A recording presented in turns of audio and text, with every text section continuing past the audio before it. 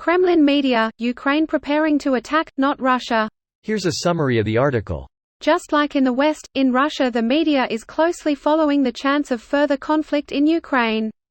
The likelihood of a Russian invasion of Ukraine is laughed off, but the Kremlin's media messaging seems designed to convince Russians that it would be entirely justified. For the Kremlin's media machine, Ukraine is the source of many evils. So recent accusations that Ukraine is about to mount an unprovoked attack on civilians in rebel-held parts of the Donbas region will come as no surprise to Russian TV viewers. As for the 100,000 Russian troops reportedly massed on the border with Ukraine, they get much less attention. Kremlin-controlled media deny that Russia is involved with the separatist groups in East Ukraine, and present the annexation of the Ukrainian region of Crimea in 2014 as a reunification. Image source: NTV. Worrying as tensions with Ukraine are, they are seen by Kremlin-controlled media as part of a wider, more important story, that of a long-running confrontation between Russia and the West. Ukraine itself is portrayed as nothing more than a failing state incapable of pursuing an independent policy, and is therefore manipulated by the Russia-hating West. Russian officials and the media have developed their own vocabulary to present their argument. The collective West is accused of waging a campaign of military assimilation of Ukraine and is pumping weapons into the country. This post received a score of 7,300, with an upvote ratio of 95%. Here are the top comments in response to this article. Greater than they portray Ukraine as the aggressor preparing to mount an unprovoked attack on areas controlled by Moscow-backed separatists. Be careful, Ukraine is going to invade Ukraine. I was about to say, while not suggesting attacking civilian areas would be good, that it's a pretty weird use of the word unprovoked.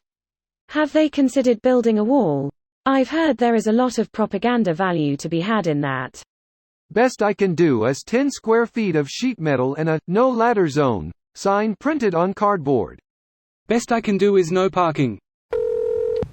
The false flag is ready to be drawn up the flagpole. This is how the Winter War started between the Soviet Union and Finland. The Soviets shelled a village called Mainila on their own side of the border, and claimed it had been done by the Finns, creating a justification for invasion.